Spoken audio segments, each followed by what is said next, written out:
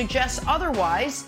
Wendy's latest report says Harden is, quote, screaming in every way possible that he wants out. Wow. All right, there's a lot here. Broussard, could Harden sabotage the Nets season if he isn't traded today? Well, let me start with this, Jenna. I was talking to someone last night in the know, and they said that this trade could happen if Philadelphia is willing to give up not only Ben Simmons, but also throw in Seth Curry and Matisse Thybulle. Now, as much as I'm against the Nets making this trade, if Philadelphia throws all of that in, that's a haul. That is a major haul, and for the future, that would help the Nets. I'd love it if Kyrie was playing every night and if I knew where Ben Simmons' head is at. But even still, it might be too much for the Nets not to jump at. So we'll see if that happens. But to get to the question, I'm going to say this. I'm going to give James Harden more credit than to believe that if he's not traded, he will sulk and tank the rest of the season.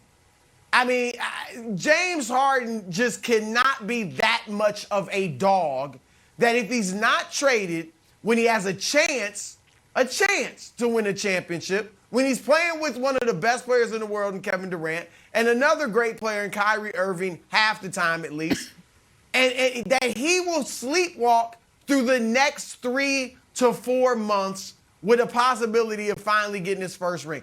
I just don't believe he's going to do that. Secondly, I think he's too smart to do that. Because, Nick, if James Harden did play 50% for the rest of the season because he's upset that he's not traded, then number one, that will affect his legacy. We know he's Hall of Fame, top 75, all that. But there is going to be a serious but after you give James Harden his praise years from now when you say, but he just didn't have it. He wasn't a winner. He didn't go after it. He struggled in clutch moments, and he quit on some of his teams. Like, that'll be a part of his legacy that he'll never overcome. And secondly, if you're Philadelphia, Nick, and you watch James Harden lollygag for the right, are you going to give a 32-year-old $200 million when you possibly may be able to get Damian Lillard or Bradley Beal instead? So I don't think Harden will sleepwalk. Okay, well, let me ask you this, Brew, before I give my answer. Do you think he's sabotaging them right now, or do you think his hamstring is just killing him? Because they already ruled him out for tonight's game yesterday. They preemptively ruled him out.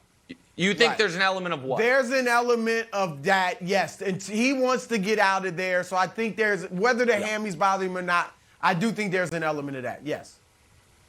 Yeah. And I think it's very clear that what Wendy is reporting is correct. It echoes, by the way, exactly what I've heard. And if the trade you proposed, Brew, is the only trade the Nets would accept, then Wilds, I don't think the trade's getting done.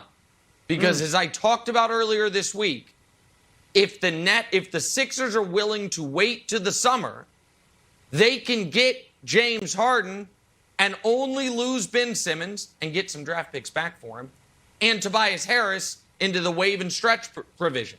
Keep Thybulle, keep Curry, get some extra picks, and sign James Harden outright.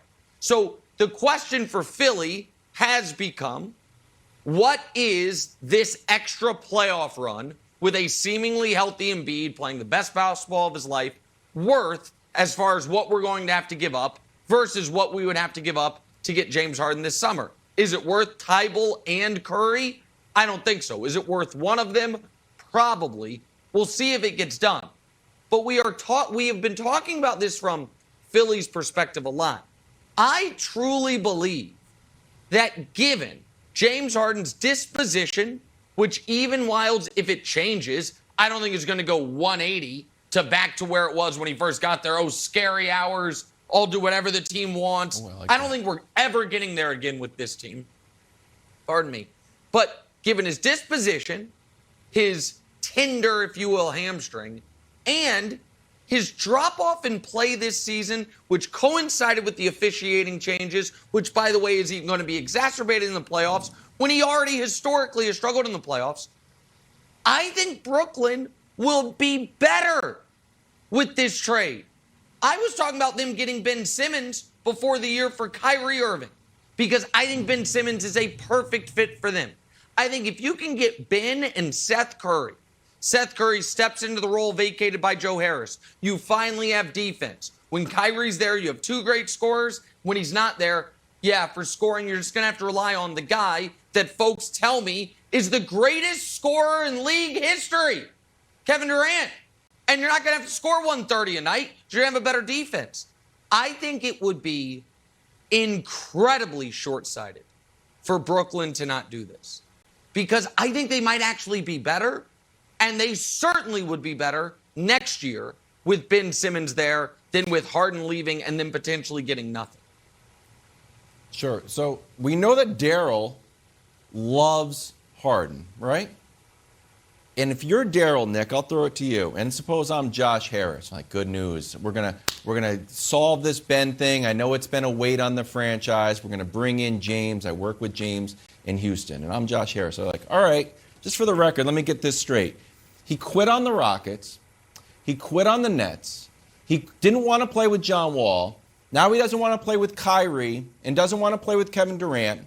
He didn't want to play with Russ in Houston, and he couldn't play with Chris Paul, the consummate leader. But you're going to bring that guy here, and he's going to mesh perfectly with Embiid because we have a good team here with all the Simmons drama. That team still has a certain chemistry that works on the court. Yeah. And you want to bring him in because he has a track record of what? Alienating teammates and pouting and quitting on his teams? Am I supposed to just say, sounds great, Daryl? Go for it? So can I be Daryl? Can I answer it? Yeah, sure. You're Josh Harris. You present that to me. And I say, no, listen, you raised some good points. But we're going to have to do something. You're worried about James Harden quitting on a couple teams. But we have a guy who has literally quit on us and Ben Simmons. So we have to move him. Who would you like me to move him for? Who is the superstar out there that doesn't have concerns? Is it Dame, who is going to miss probably this year with an injury? No, we have no concerns about Dame at his age, at his size. We have no concerns about Dame. I have some concerns about Dame. Is it Bradley Beal? Who's Bradley Beal? While Harden hasn't been good in the playoffs, Bradley Beal's played in, 5 big games his entire career? No, I'm not knocking those guys. The point is, it's not like, guys, hold off, we're going to get Giannis. Just hold off on it. There's no perfect superstar. Once you get down the list. So Brew, I have been as critical as Harden as anybody. But if you're going to move Ben, who is the guy that I couldn't make a similar case just with different, explanations? No, Dame never quit on anybody. But Dame has other concerns. And by the way, Portland is saying they're not going to trade him. Harden wants to be in Philly. So I think, to me, I think you could knock that down, bro.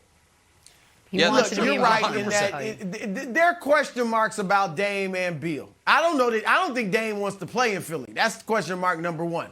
All right, but I agree. James Harden, as Wiles just said, he wanted Brooklyn. He chose Brooklyn over Philly just a year ago.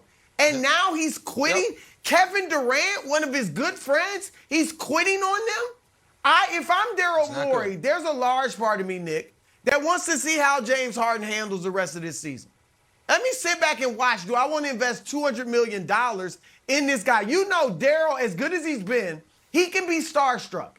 He's brought in some superstars that didn't fit just because they were big names. He's got to be careful about this if he can make the trade. Well, I think he's got to be careful and observe Harden. Because if you quit on 2 teams, one of them capable of winning a championship, I'm sorry. I don't think I'm giving you $200 million. Can I just ask a quick question? Because I have to keep my streak alive of always comparing things to marriages and cheating and divorce. Here's like if you get divorced twice. Yeah, but what if the second time I got divorced, it was to marry you? I left my wife for you. That's what would be happening here, right? I'm quitting on Brooklyn to come to you. I'm not just quitting on Brooklyn to go anywhere. I'm doing it because I want to be with you. That, to me, is a little different. He is saying, I'm quitting on this team because I'm in love with you.